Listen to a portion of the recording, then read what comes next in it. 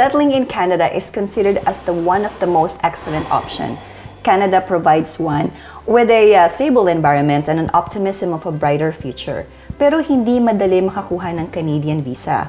Here at Mabuhay TV, we hope to guide our kababayan in guiding them in this complex and sometimes misunderstood process. Welcome at Mabuhay TV's Pinoy Chat. I'm your host for today, Lourdes Federis, and with me is Mr. Joel Duque of Duque Immigration Services, immigration consultant. Hi, Joel. Hello, Lourdes. Thank you for having us here at the Mabuhay Pinoy Chat. Yes, yes. Okay, right on. I look forward to this particular segment, and hopefully we could get a lot of our viewers from different parts of the world, and hopefully we could help them with their immigration matters. Oh, this is very much awaited topic since we started Mabuhay TV. Yes. And very much requested, and I'm really, really looking forward to it as well. Because all of us are all immigrants here, and it's always changing. Like the time when I came here is different, when you came here is different. Right. The times yung mga tao that arrived at this year is different. So it's really important to be updated and get the right information, especially on the right people. Of course, definitely for sure. So my first question here is, can you tell us what you do as an immigration consultant? Sure. I'm a regulated Canadian immigration consultant. We are authorized by the provincial and federal government to represent clients, foreign nationals from all over the world, whether with their immigration matters or immigration proceedings. If I'm interested in moving to Canada, what are the basic things I need to know before I start my application? Okay. When you do start your immigration application, firstly, you need to understand the intent of coming to Canada, whether you want to come in on a temporary basis or on a permanent basis. It's very important that you understand that your intent. Okay. So if you, for example, if you do want to come in Canada as a permanent resident, you might want to go ahead and figure it out first to see what type of immigration application that you are eligible to apply. Okay. Yeah, that makes sense because we have different intention why we move here. Is it for if you just want to study? Is it long term, short term? Yes, and again, that is if you want to commit to the temporary basis. Okay, but if the purpose is permanent residence, there are several different applications that you basically would like to consider. Now, what would be the best? I think that's one of the questions that you asked. It really all depends. Firstly, let's look at the different immigration applications. Okay, in a permanent resident door, as I always told you, that there are two doors for you to get into Canada. One of the doors is basically permanent residence. The permanent residence, there's of course the sponsorship program. Okay, the sponsorship program basically you cannot. See, that's another misconception there because a lot of our kababayans thought that I could sponsor my aunt, I could sponsor my sister, I could sponsor my cousin. No, you cannot. You could only sponsor two of your family members. One would be your parents and grandparents. Actually, those are two, parents and grandparents. And the second one will be your spouse. So that's the family sponsorship program. Yes. So if you're thinking about coming to Canada and thinking that you are going to be sponsored by your aunt, it's not going to happen. You will fall into the category what they call the economic class application. But then you have to have certain qualification. That's right. So the economic class application is, of course, as you mentioned, that is always the law of Canada is a constant changing. So there is in economic class application, you might want to consider of the firstly the federal application, federal and provincial. Okay, another misconception is that a lot of people, when they have their application under the provincial, they thought it's directly into the immigration or their application is in immigration already. O may visa na ako papunta na doon kasi nasa provincial namin na yung application ko. No. Under the economic class application, of course, there's the federal government and the provincial government. Now, under the federal government, there are certain immigration applications that a foreign national may apply, okay, to come into Canada. And of course, there is the provincial government. Under the provincial, there's the provincial nominee program. Just to cut you off there, yes. Sorry, Joel. So, para lang maintindihan ng ano natin, the federal is the whole Canada, right? And the provincial is the province of Manitoba. So so the province nominates. Yeah. So parang it's like a qualification. So parang beauty pageant yan. So that's right. niya yung the best qualified candidate, and then siya yung magsasabi sa sa buong Canada or sa federal na ito yung gusto naming mag-move dito sa Manitoba.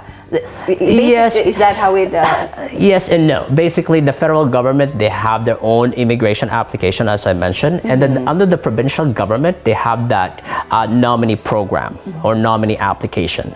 How it works is very simple. The province will nominate a certain individual based on point system. Yeah. So they have a specific point system. For instance, in Manitoba, they use 5 different factors. One would be your language ability. 2 would be your age, also your work experience, and your education. And of course, if you have relatives in Manitoba, that will be able to help or support your application, not sponsor that someone. Yeah, Okay? so to make it clear, sponsorship is different from Yes. moving in economic class. Like the only people you can sponsor are immediate family members. That includes your parents Yes. and your child. And again, another misconception there, because when they say the immediate family, there's a definition under the provincial government, and there's also a definition under the federal government, which is completely 2 different things. Okay. Okay. Yeah. So it's rather complex. So again, dealing with the key is to deal with the regulated Canadian immigration consultants or lawyers that are basically authorized by the provincial law society in order for them to practice immigration. So that's the best, I think that's the most misconception talaga na they thought as long as you have relatives, I can move there or... No, not quite. So again, going back to the provincial government, just a little bit topic on that. So the first step is basically to see if you're, there's 2 questions, the main 2 questions that you should ask yourself is that, do you have family in Manitoba? You have to have connection. Okay, whether it's by family, by friends, or basically if you have studied here or you have worked here before, that will be your ties here. Secondly, it's by points system, so you have to have 60 points in order for you to first qualify for that first stage. Okay, so also the issue that I notice in our community specifically is that when they do pass those 2 steps, okay, what they do is that they would then go ahead and put in their application, not knowing there's actually a second step. Yeah. Okay, and the second step is another point system, but the point system is out of 1,000. Okay, so in other words, when you put in your application, and they would go back to the factors, your age and your language ability, your work experience, adaptability, and of course your education. At the end of that, they will give you points out of 1,000. So for instance, you receive a points, and the normal case scenario will be, a typical 30 years old, married, have a bachelor's degree, usually case scenario, right? Great language ability because of course you're from the Philippines, and they have relatives here, okay? Usually they ballpark of 530 to 550 points. Is that good out of 1,000? Well, it's a yes or no, okay? And most of the time, they would basically, they would wait for a long period of time because the visa officer from the provincial side, they would basically, pretty much what they will do is they will open the door every month, and they will say, today, the point is 575. Now, if you have that points, then you can come in and apply. Compared to the people that immigrated back in 2013, they could just easily put in their application and they already apply. Yes. Not in this case. You have to be nominated first, or you have to be selected first at that time. Yeah, okay? kasi ako din when I have my families back home and those who know me, I've been here for 12 years. Yes. So always say, how, turuan mo kami, because, and then I would say, no, it's always different. Like it's different when I moved here. Yes. So it's really important that they consult the right people and also check the immigration website to know what, different ways and the process right now. That's but right. in your case, in the most cases that you handle, what is the most common now, the best way to enter or to get a Canadian visa? Well, lately, as I mentioned, that we do have substantial percentage of immigration clientele from the Philippines. Honestly, I would recommend for them to have, multiple immigration application to okay. come So to you Canada. can do that. You can certainly submit for sure, several, certainly for sure, okay. immigration application. The reason why, because again, if you're sitting on a 550 points, Yeah. okay, to note that since the opening up the point system back in 2015, if I recall correctly, it's now currently the Manitoba provincial nominee. We're now a number 52 draw, so they opened the door 52 times, and 530 never been selected. The lowest points is 543. So if you have 550, which is difficult for our Kapwa Pinoy to have the 550 points, you're kind of like on a waiting period, you see. And as a matter of fact, in 2017, they never selected at all the 550. Ever. Wow. In 2018, they changed the law a little bit. So instead of basically having a door for you to come in as an overseas, they actually have a couple more doors. For example, if you have an express entry, you could also come in there. Yeah. You know, if you have an invitation from the provincial government, you can come in there. Why? I'm sure you've heard that some of the province, sometimes the Manitoba provincial government usually would go to Philippines and they would go ahead and introduce themselves and go ahead and interview people, and they would give away invitation. Yeah. So if you have that invitation, you can come into that door. So in other words, when you come into to get into Manitoba, there are two doors. One is inside Manitoba if you are studying here or if you are working here. Yeah. And secondly, if you are from overseas. But that overseas has been expanded on different streams. One, if you have a federal skilled workers, they call the federal skilled workers application or federal skilled workers program, which is an express entry under the federal government. Yes. Or two, if you have an invitation coming from the province, as I mentioned, and then the regular overseas. So what do you mean by express entry? Does it mean that it's faster? Yes, definitely. But for you to, honestly speaking, it's not really recommended for a lot of immigration practitioner would recommend it, but it all depends. It's case per case basis, depending basically if you have enough points. Also, at the same time, it's to qualify under the federal skilled workers program. It's not you need points. The point system that you would need is 67, not 65. Not 60, not 70, 67. See, the reason why the expression of the Philippines that I've heard is butas ng karayom para makapasok ka dun. Yeah, nowadays ganun talaga. So it's hard. It's really different. That's why. But then there's also lots of different ways now. Kasi before, although it's maluwag before, but there's only one way. But now it is kind of strict, but there's several ways. But you just need to educate yourself. That's why you do, because it's very complex. So you could have a combination of express entry and Manitoba provincial nominee program. The difference, what would happen if you have a combination of both and you've been selected? So for example, 557 and you have 557. So now you've been invited to apply, and you have an express entry at the same time. Compare that to somebody who says a regular. So let's just say somebody has got 557, okay? Same point as you. He's got also selected, right? Yeah. So now both of you get selected, but you have an express entry. So now the difference between the two is the fact that what's gonna happen is that yours will take the 6 months, the express entry, they always tell you that it's a 6 months program, and that is true. So yours is 6 months, this person will be 19 months. Those are the difference between the two. If you have now a combination of Manitoba provincial nominee nomination certificate and an express entry profile. But in order for you to get that express entry profile, not everybody can get in there. Not everybody. It's really good to have. It's good to have, definitely it is. So we would recommend it to specific clientele only on a case-per-case basis. So during the assessment and consultation that we would provide to our kababayans, we will be able to go ahead and determine to see if you are also eligible to go ahead with the combination of applications.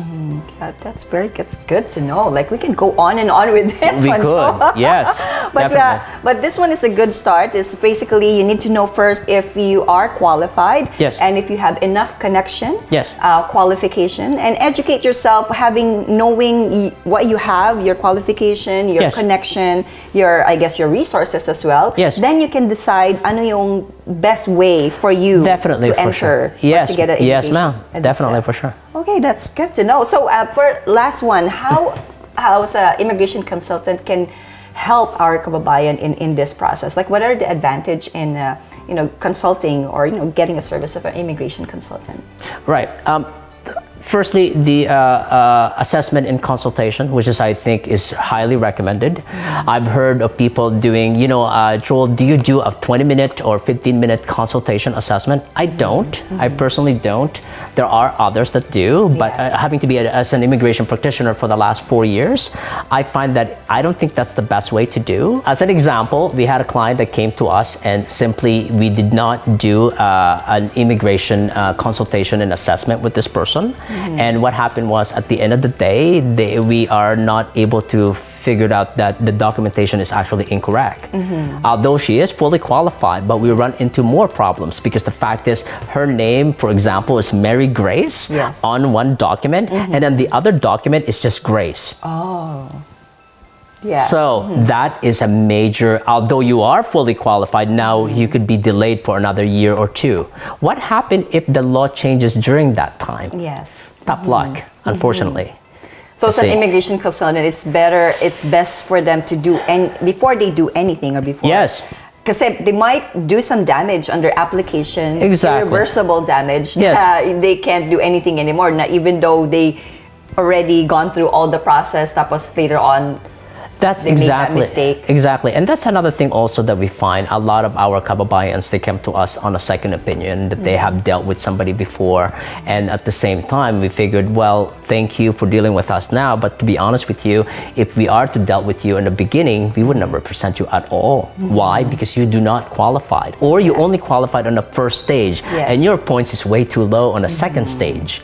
And so many of our kababayans have put their names under the Express Entry program, and they have 300 points. And 300 points has never been selected, okay? Under the provincial nominee, a lot of them has 400 to 500 points, less than 543. And honestly, 542 has never been selected for the last 52 draw. Okay. We are now number 52 draw, I think. Never once has been selected.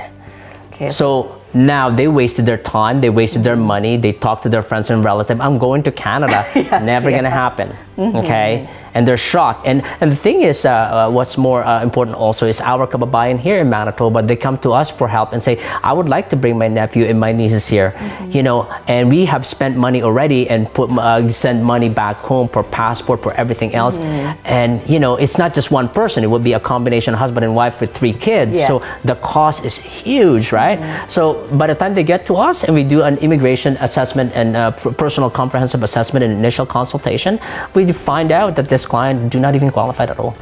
So the best way talaga is really to assess yourself first. Yes. How, if you're qualified, and if you're really interested, how can I qualify? So you can already take that necessary step to, to qualify and That's to right. get start your application and eventually, get a Canadian visa. So thank you so much, Joel. And I think this is there's a very big topic. It is. But it's a good start let's start off with the basic. Assess first how you can qualify. If you're qualified, what are the ways to enter, and what are depends, of course, on your qualification. That's and right. the people that they need to talk to. And of course, best ways really to consult and licensed immigration consultant. That's so right. would you like to invite our kababayan, if they have any other questions and how they can reach you? Sure. Firstly, going back, just wanted to add a little bit about the personal comprehensive assessment and initial consultation that we provide. What it is simply that it will allow us to determine which particular immigration application that you will be qualified to apply for, or you're eligible to apply for.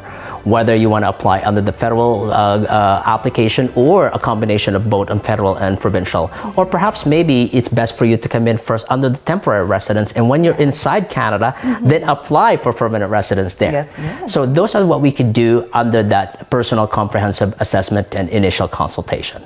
So we would love to invite you. Please contact us. We are 24 hours on Facebook, and we're more than happy to go ahead and assist our kababayan from all over parts of the world.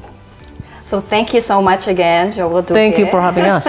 And we'll look forward to a more, interesting topic. And Sure. we hope to see you again at Mabuhay TV's Pinoy Chat.